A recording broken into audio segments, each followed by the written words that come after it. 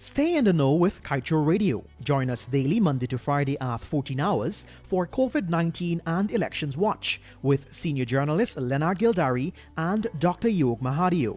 Join us as they keep you updated on the latest news on elections 2020 and the COVID-19. COVID-19 Watch and Elections Watch only on Kaieteur Radio. Kaieteur Radio, the radio with a difference.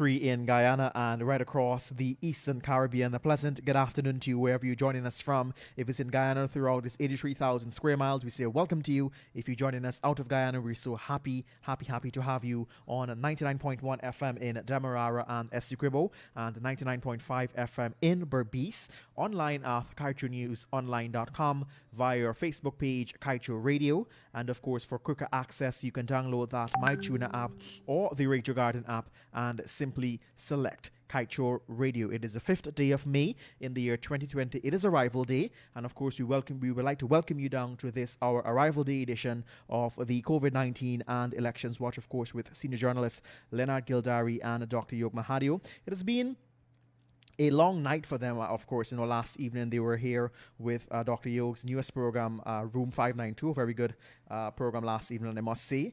But they're here again with us this afternoon, so I will say no rest for the willing. So you're willing, so no rest for the willing. Gentlemen, good afternoon to you and a happy Arrival Day to both of you. Thank you very much there, Joshua, and wherever you are, a happy Arrival Day. I won't say happy Indian Arrival Day. I think everybody should be celebrating. It is our country, it is our culture. Everybody eating dal and rice, everybody eating chicken curry. And Yog, you're supposed to be dressing up like me. What's happening there? I thought I would do one to you. I thought I would do this to you today. But the truth is, Leonard, I have been doing some work out there and I didn't get time to get back in to get myself attired like you have. So it's been a little bit of a pull because it's this holiday, so we try to help a few people around too. Well, I got to start doing that as well. But, time, work, and everything, you got to be in the studio here. You got work to do. You got to do it. So I must tell you, last night I had a real good time with Room 592, Terry Gadraj, Ravi Dev. And of course, a commissioner of GCOM says Gunraj. Interesting program. I think we headed there, real serious discussions, but at the same time, on the side, Terry Gadraj, I think he really took. I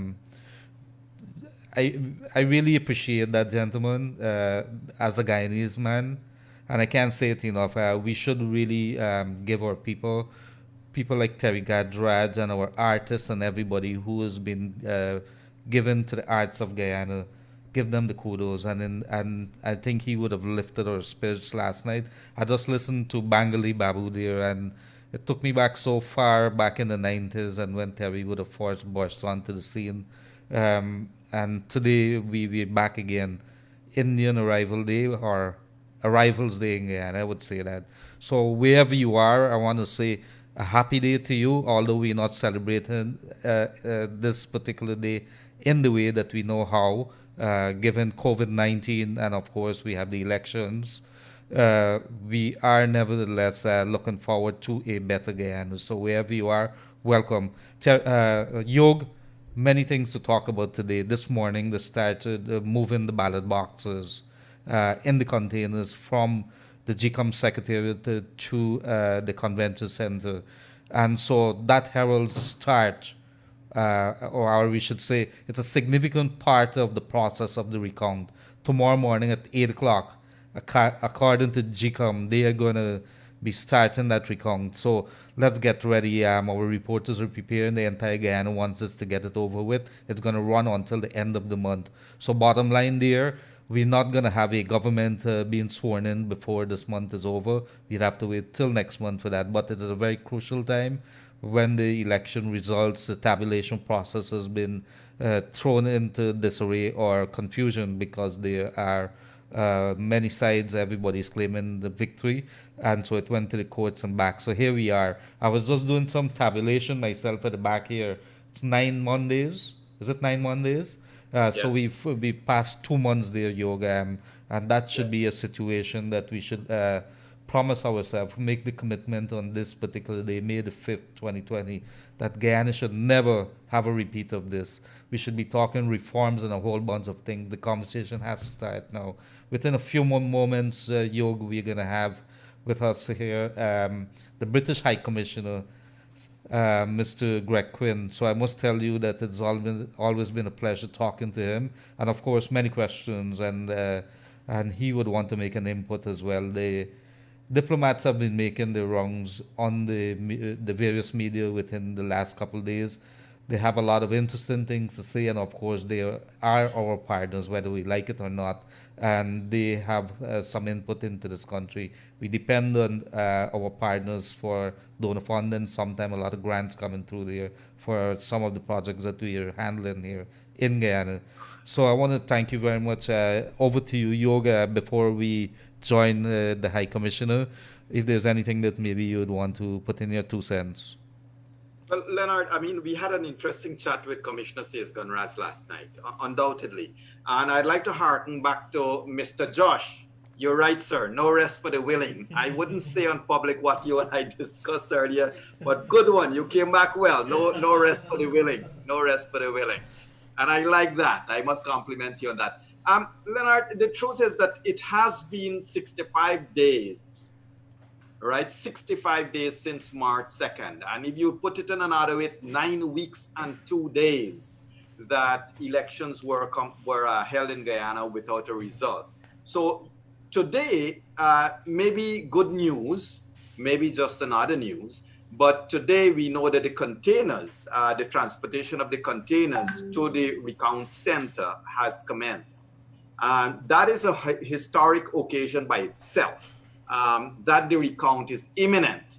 Hopefully everything gets into place. We do know that the political parties that will be participating in the recount process, they too have their meetings today.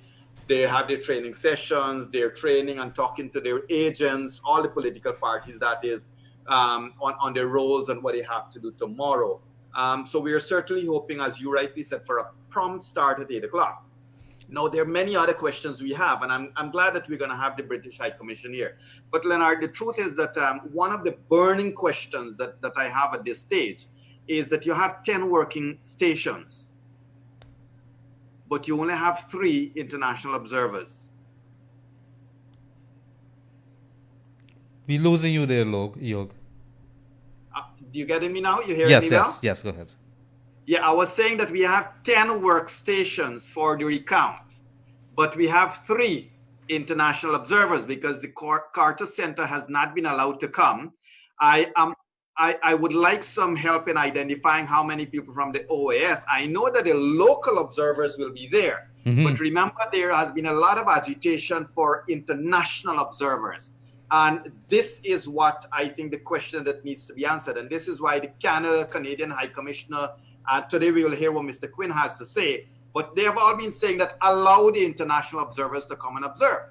Absolutely, and so we it's with deep pleasure right now that we want to welcome His Excellency, the British High Commissioner Gregory Quinn. Sir, are you hearing us?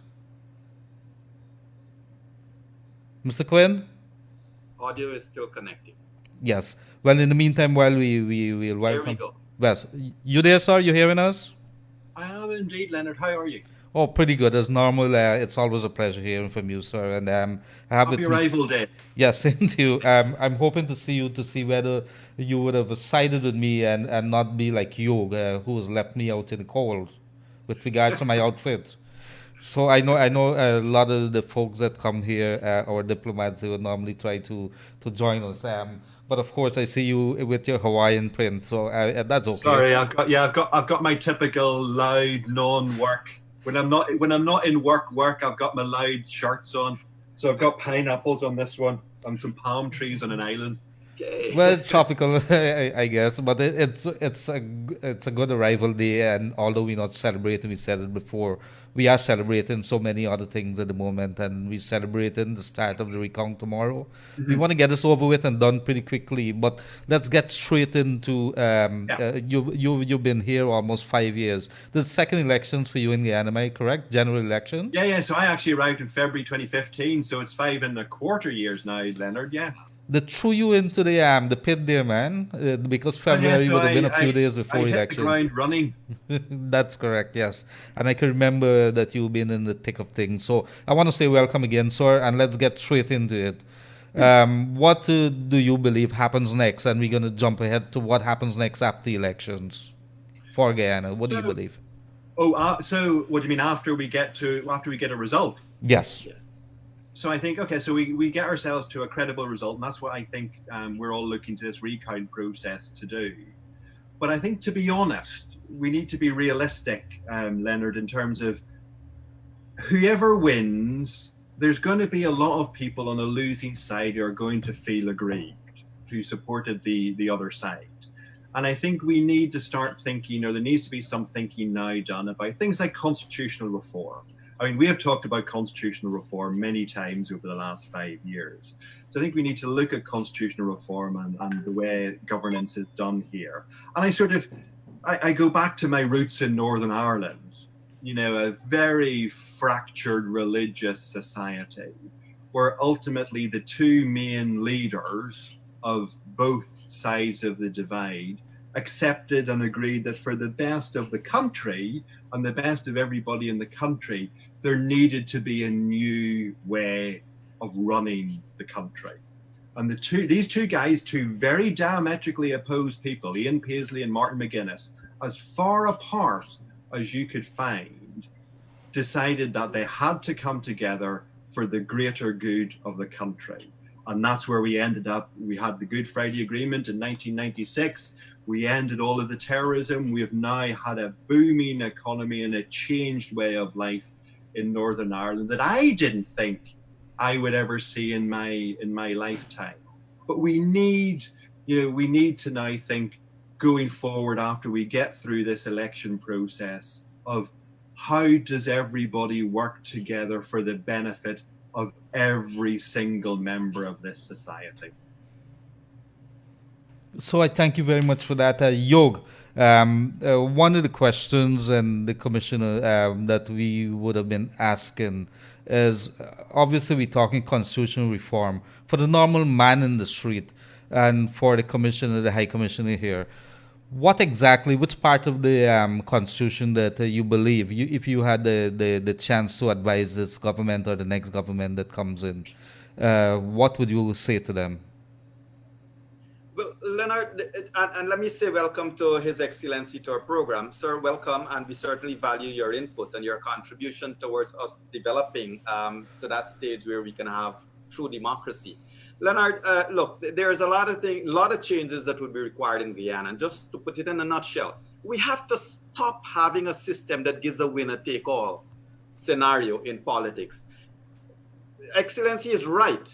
In Ireland, they could have put hundreds of years behind them to say, let's set this country first. And that's what we need to do. The politicians need to stop thinking about personal power, and we must evolve from a winner-take-all system. It's as simple as that.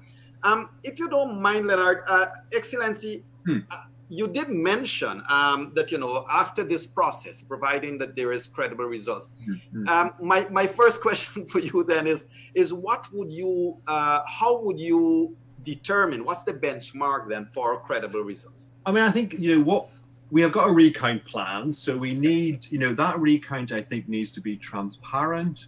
Everybody needs to be able to see what is going on, to see that whatever the results for each ballot box is, seem to justify what they see in front of them. Because this, of course, is one of the questions about the Region 4 declaration that was made is, well, how did you get to that result that you declared? So I think everybody the recount provides an opportunity for everybody who's there, all of the party representatives, the observers, to see that the results in every box are as they should be. And if everybody can see that the results from every box are as they should be, then nobody should be able to complain about it. And that then gets us to a place where we can have an ultimately credible declaration. Yes. Leonard, if I may jump ahead of you. So, sir, thank you for that, because ultimately, as you rightly say, everybody wants to have a credible result. The issue I have, last night we had Commissioner Says Gunraj on another program. And the issue we have is that it seems like we are unwilling to follow the simplest procedural matters to get to a stage where there's credible results. So my question to you is, you know, on the matter of the observers, what's your position on the current status where we have 10 workstations, but you have 3 international observers that would have come, and the Kaieteur Center has not as yet at least been given any approval to come? And I think that's, you know, whenever people say to me, well, why is it important for the Kaieteur Center to be there? It's partly because you have 10 stations, you have a provision for 1 local observer in each station and 1 international observer in each station. So in my view, the more international observers you can bring in to meet what you yourself as GCOM have proposed, then the better. And so I think that's why I would certainly support Kaieteur Center and IRI, for example, coming in. And ideally some others if they could make it. I mean, there are logistical problems. I mean, this is not just an issue of whether or not they have done COVID testing or whatever. It's an issue of physically getting people in a time whenever so many of our countries have got very valid travel restrictions. So if you can't, you know, so that's one thing. And then then goes on to the second thing, which is, well, if you can't get people in, then do some, you know, that's where live streaming becomes important, because then people can see what they would otherwise see if they could physically be here. Yes. And I like what you say there, because one of the discussion points Leonard and I would have put forward on various shows here is that every voter has a vested interest in the process. And so I like that, because when you live stream it, then the entire country becomes observers. There has been the argument of the Section 90 and privacy and all of that, but we have gone past that. Sir, but I think even on that, Jörg, even on the privacy bit of things, you know, this is the 21st century. You've actually got technology. And I understand completely why there are concerns about, if I'm a GCOM employee and I'm at that table, I don't necessarily want people to see my face. That's completely understandable. But we've got technology now which allows you to blur out faces so identities would not be possible, for example. Yeah, that's a great point. Leonard? Well, obviously, but there's another thing, you know, we go back a little there. We go back to the Ashman's building, and I want to bring the High Commissioner back to that day when we saw that very graphic photograph of a couple of the ambassadors walking out. What really, could you recall what happened there that would have triggered that walkout? And before that, Commissioner, my apologies, before that, there was a foreign minister that was in the place, Guyana's foreign minister, Dr. Karen, and she would have said something and then you would have responded. Could you bring those 2 incidents? Because, I mean, go ahead. There's a certain amount of, you know, rehashing what happened in the past. And I think, you know, we do, you know, what happened, we are where we are. But I think the fundamental issue with, as was said in our statements and as was said in statements by my Foreign Secretary, for example, on the 10th and the 24th of March, was what happened around those declarations we did not believe was credible. So our position, I think, is clear on that. I think here we are 9 weeks later, over 9 weeks later, and I think everybody is actually wanting to get to the stage where we can get a result and move on. And one of the reasons why we need to get a credible result and move on is because we are in a situation where we have COVID, where we have economic impacts, where we have social impacts, and where we have health impacts. And that really should be where what the focus of all of our attentions should be on. So I think that's why, what happened. We made clear what we thought about what happened. Here's where we are. The recount started. We need to get a credible recount. We need a credible result. We need a government in place so that we can then address these very concerning issues of a global pandemic, which none of us have, which is probably the greatest threat to all of us in generations. So, go ahead, York. Go ahead. Leonard, my question, sir, is, I guess it answers for itself, but I have to ask it. How confident are you, as a member of the diplomatic community, that this recount process will get completed? I think, we have to have faith in the process being completed. It's the only option. We have to have faith in the process being completed.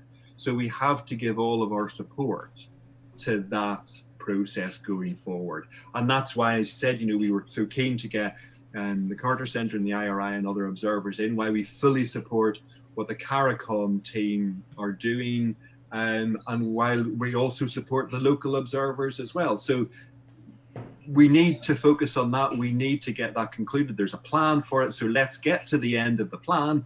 Let's get to the end of the recount, and then let's address the other problems that face us, not just on the COVID side and such like, but also on the broader constitutional reform and governance side. Right. And Leonard, just for your, not to ask High Commission to comment on this, but there's been a lot of commentary, a lot of narratives that would have started as to why Carter Center visited the PPP's head office, and people have conveniently forgotten that these international missions, when they come, they visit everyone. They have discussions with every single stakeholder that would participate in the process. But that being aside, High Commission, how do you feel, and how has your colleagues in the diplomatic community felt when we are throwing the words about our sovereignty at Cuba? Well, I'll speak for myself. I wouldn't speak for my colleagues. They're more than capable of talking for themselves. But I think what I would say is everything I have done around this election was exactly the same as everything I did in 2015. And if you go back to the press reporting on 2015, you will see the criticism that I and my then colleagues had, albeit from a different political party. So my position very much is we support the concept of good governance, of democracy, of the rule of law. Everything I did in 2015 was with that goal in mind. Everything I'm doing now in 2020 is with that goal in mind. And it's also, the shared values of the organizations that we are both members of, be that the Commonwealth, be it the UN and such like. These are shared values of good governance, democracy, and rule of law. And everything I have done and everything I have said has been with that goal in mind. Right. And High Commission, my last thing is actually from one of our viewers here. As you know, in the past, we have had the no confidence motion. This thing has been going on. The stress Guyanese have been feeling has been going on for more than a year. And there would have been meetings between the opposition leader and President Granger. Mm-hmm. So a lot of Guyanese are skeptical that regardless of the outcome, as you rightly pointed out, there will be people who are going to be very unhappy. Yeah. Could the ABC and diplomats, though yourself, for example, could you start a mediation process between President Granger and the opposition leader, for example, to say, hey, let's start talking about day after swearing in? Can we start? What's your take on that? I mean, I think whether or not we are the right people, Jörg, I don't know. I don't know if we would be the right people. Because I know our involvement does stir up passions on all sides. And the whole point, if we go back to the Northern Ireland example we had, an American called George Mitchell, Senator George Mitchell. And he was the guy who was acceptable to both sides, and he was the man who ran that sort of mediation process. Mm-hmm. So maybe we need to be looking a bit broader for some sort of international figure who could take on that role. But the fundamental point to get us to there is that both sides have to be committed to, if they win, whoever wins, and I think, we need to get past this first. Yeah. Whoever wins needs to agree that once they are sworn into power, they are going to push forward this process and that they are committed to this process. They cannot fall back on, well, this is how it's been for so long. We need a genuine commitment by all sides to drive this process forward, as we said earlier, for the benefit of every single person in this country, because this country is, on an upward trajectory. It's on an upward trajectory. Yes. It has huge potential. I know I've been here 5 and a bit years. I've lost count of the number of times people have talked about the potential of Guyana, even over the past 54 years. Never. But we've got a real opportunity here. But I think it does entail a real commitment from all of the political parties to actually deliver on change. Mm-hmm. Leonard, my position on some of these things here, I don't want to put the High Commission on the spot, but sir, please feel free to comment. Leonard, President Granger is on record. We have videos of him in 2015 calling for the release of SOPs. Recount aside, we never would have gotten to the stage of wanting this recount if all the political parties, the main players, would have released their SOPs. And President Granger is on record for asking GCOM to release the official SOPs. Here we are going into a recount, and my question is, when we are recounting, what are we recounting against? Well, because the tally sheets are not being released, the SOPs are not being released. What are we recounting against? Well, that's a very good question. From my understanding, every ballot box, they have inside a copy of the statement of poll. That's my understanding, so they would be using that. But of course, the fundamental question is, what are you comparing it to? Well, let's see what happens. I think I'm very happy that we are at this stage, instead of having that back and forth between the courts and wherever else it goes, GCOM questioning this, and in the media, this commission and saying that. We're actually at the point of having the recount start. So, like you saying, being an optimist, I'm going to be an optimist and say, let's see how this process goes forward. And of course, the final say is what is in those boxes. So if we could talk about whether the GCOM could release those SOPs and so on, I don't think that's going to get us anywhere. GCOM has taken a position. I don't personally have to agree with that, but it is what it is, and let's see, the recount starts tomorrow. Yeah, but the backdrop to that, and I want to come to His Excellency on it, is that, sir, yourself maybe, but certainly the international observers would have received or would have gotten with them copies of the SOPs. Would those at any stage be released for public consumption? I know, Jörg, I don't have 2,339 SOPs, for example. Mm-hmm. I have I have copies of SOPs from polling stations where my staff observed the recount. So I don't have a completely full set, and I'm not sure all of us would have a completely full set. And I don't think it would really be for us anyway to release ours. I'm not quite sure that would be appropriate, Jörg. Right. Yeah, because it's not the official document. Yeah. And Leonard, my final point here is there has been precedence. In the past, everybody keeps harping back to what the PPP did for 23 years and what statements Barrett Jagdeo made and so forth. And I keep reminding people, High Commission, that that's why you had a change in 2015. The general population was unhappy with status quo, and they decided there should be a change. Mm-hmm. In 2015, High Commission and we all cheered the will of the electorate. And I think High Commission is saying, now that's all we want to do. That's what we want to see as a credible outcome. Let the will of the electorate be what will guide us going forward, sir. Ultimately, the people's choice is the people's choice. Yes. And I can tell you that in the UK terms and in the Northern Ireland terms, the people who've been voted in have not necessarily been the people I voted for. That's right.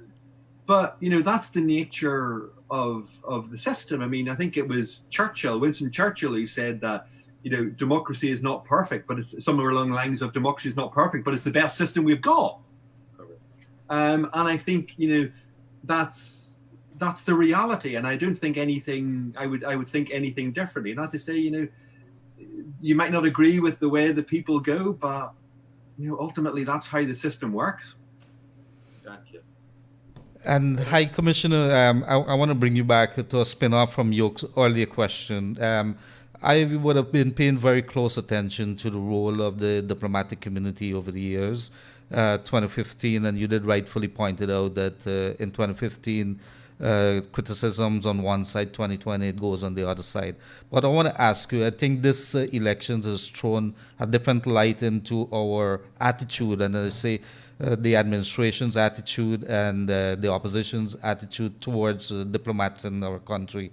There's a lot of criticisms as to whether you guys would have overreached. I want to say you guys, the diplomats of ABC and EU countries. I want to ask you directly, sir, do you believe that the criticisms are unfair?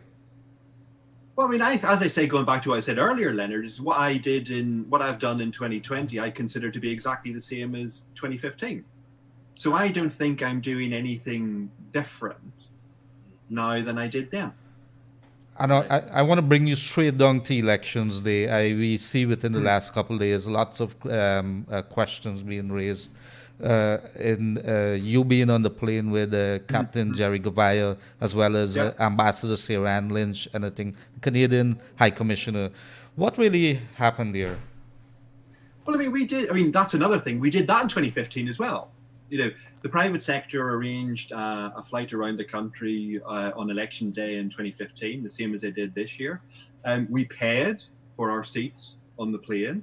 We did it because we wanted to see, rather than being sort of stuck is maybe the wrong word, but rather than being restricted to one area, we could see what was happening around the country, and so therefore it was important that we had an opportunity to see what was happening in the different regions.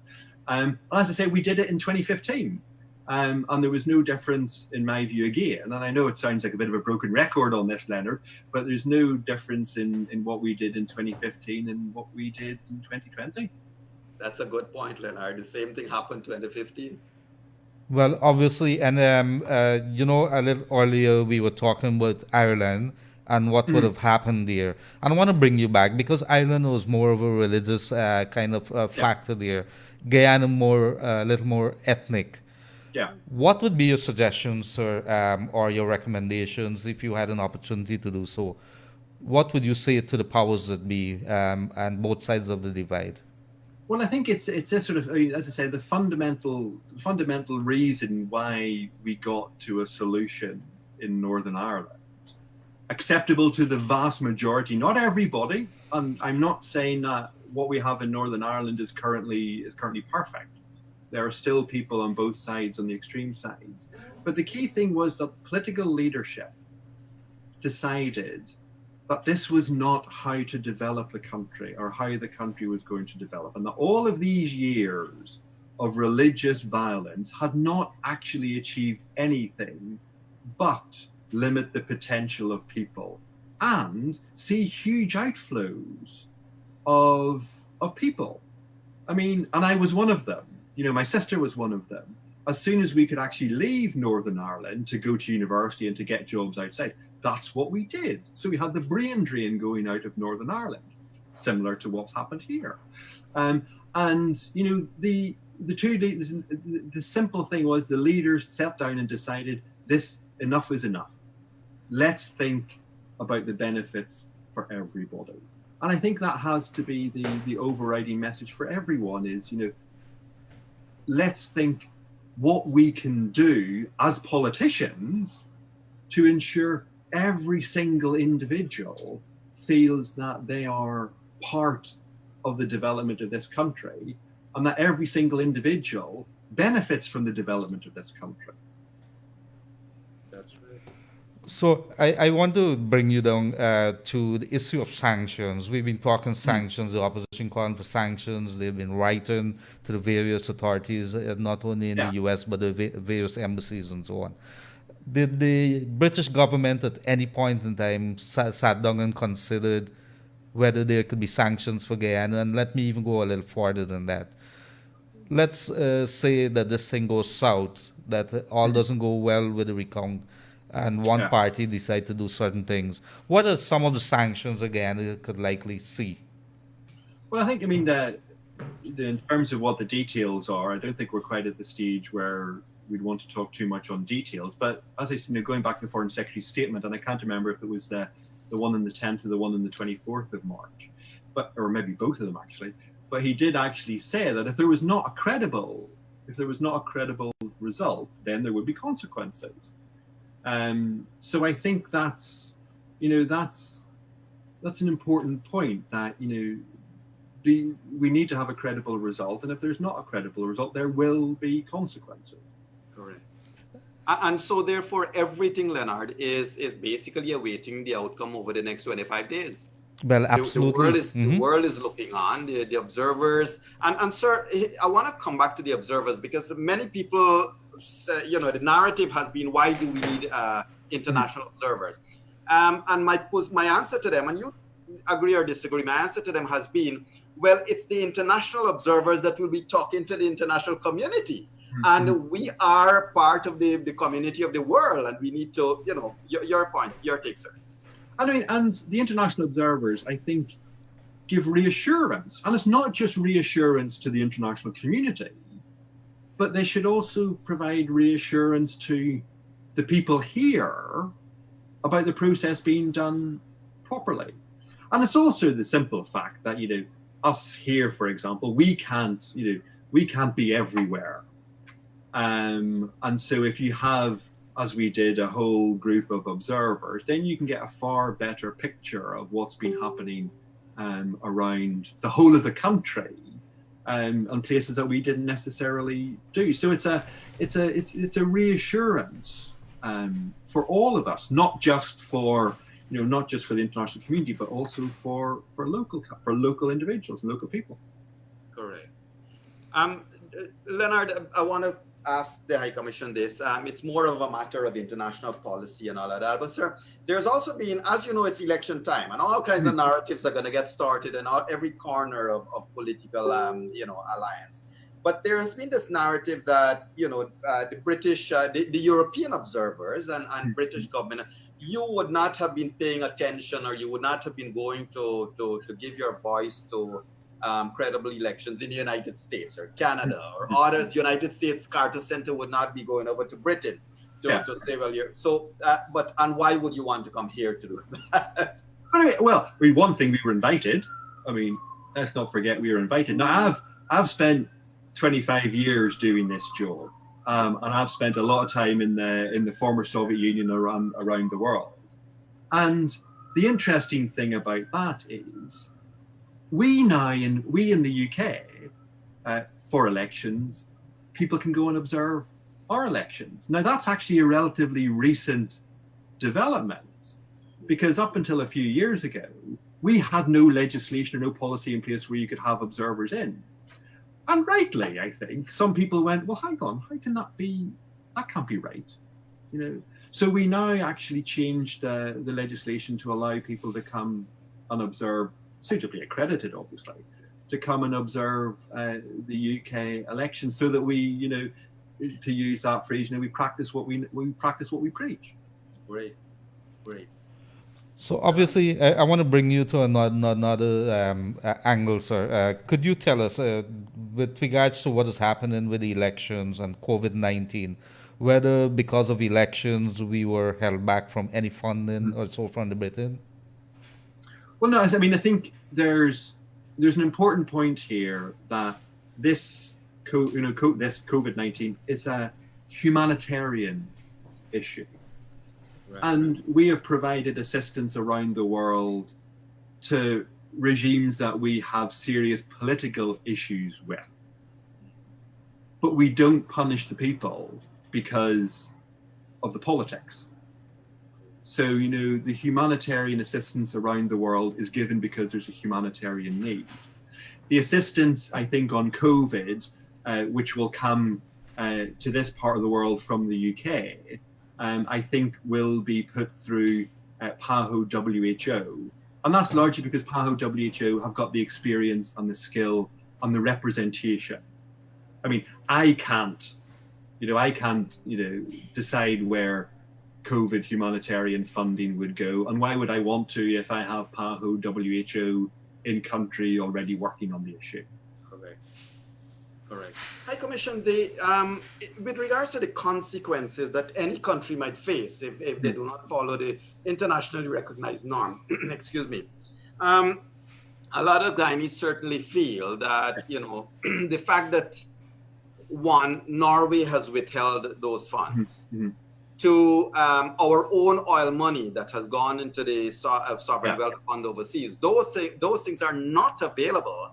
And will not be available until a legitimate government is sworn in.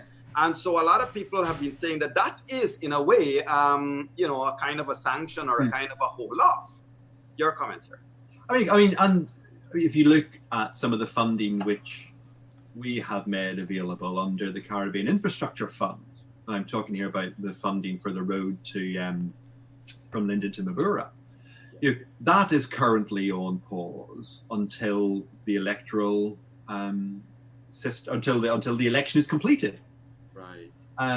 Now, I wouldn't necessarily call that a sanction per se, but it's a consequence of us still not having an election result there.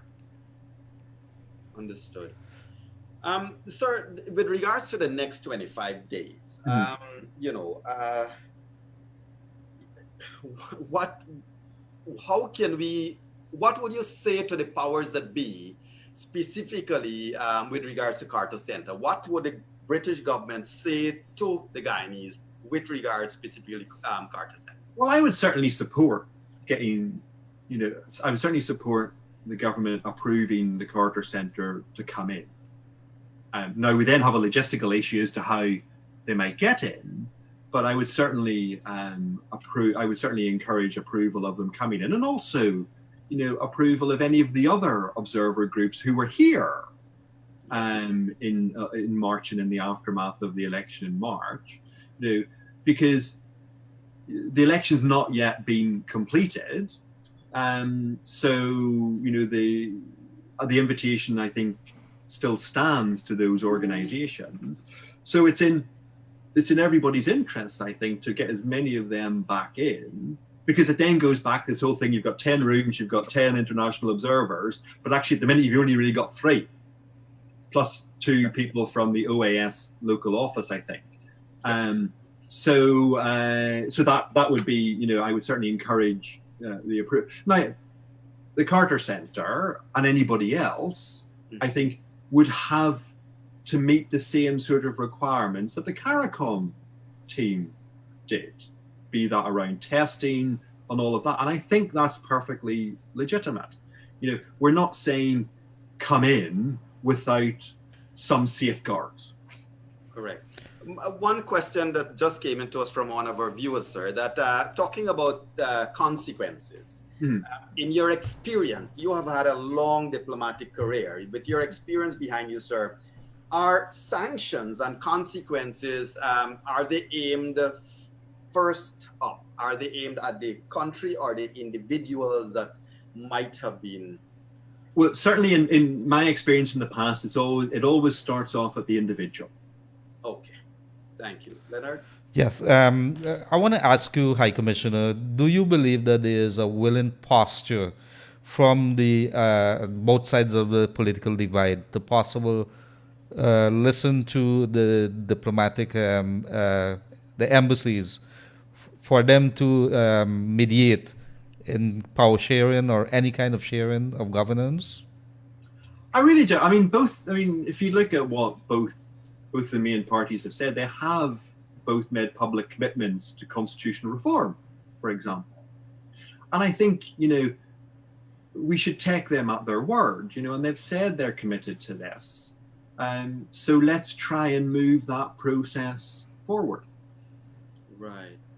Sir, would you, specifically you, would you be as visible as you were during, March 3rd, 4th, 5th at the counting center? Well, certainly, I mean, I'm not planning to be there 11 hours a day for 25 days. Understood. But I certainly do intend to use that wonderful British phrase of pop in and out. Okay. But yeah, I certainly intend to go and see what is happening. But at the same time, and going back, it's been very clear, whatever I do in going there will be in line with what the regulations are, and especially in terms of the COVID and in terms of the social distancing and all of that. And I think it's important that we do actually stick by the rules, because going back to what I said earlier, this is a global pandemic that none of us have seen in generations. That's right. So I want to thank you, dear. We would have been joined there by the British High Commissioner, Gregory Quinn, and we would have been talking elections, auditing, reforms.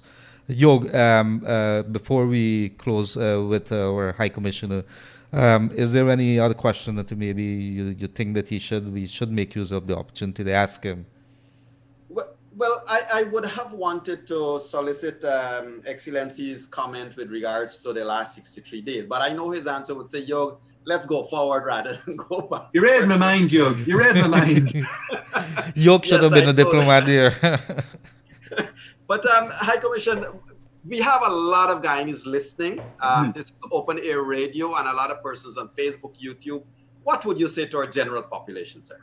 I think, the key thing is, let's get this process completed credibly, and then let's move forward, and for everybody to think about moving forward for the betterment of everybody, because there is a huge potential, there is a good upward curve here. So let's keep that going for the benefit of everyone, so that in 20 years' time, if I come back here, in many ways, I don't really want to be able to recognize it. I want to be able to recognize some of it, but I want to be able to see that we have gone from this sort of lower middle income country to this upper income country where everybody has benefited from oil or whatever, where social services are there, where people have got jobs, where the skills are here. Thank you, sir. And that's straight up there coming from the British High Commissioner, Gregory Quinn. And I want to say thank you very much, sir. You've always been a good friend to the media, and you've always been straight up in what you say. And to the Guyanese people. Of course. So I want to say thank you very much, and I hope when this is all over and social distancing is a thing behind us, that we could probably celebrate Arrivals Day in a different way. Most definitely, Leonard. Before you go, sir, on the local culture, over your five plus years you've been here, 5 years, couple of months, have you fallen in love with our food and our culture and peoples? Well, I've drunk the creek water and eaten the lava, so I don't think I need to say anything else beyond that, do I? He knows. You got to talk about the hassle too, man. Well, I'm glad we have Guyanized you, to a good extent, sir. Excellent. Thank you very much, everybody. Have a good rest of your day. Thank you, sir. It's been good having you here. Thank you very much, British High Commissioner.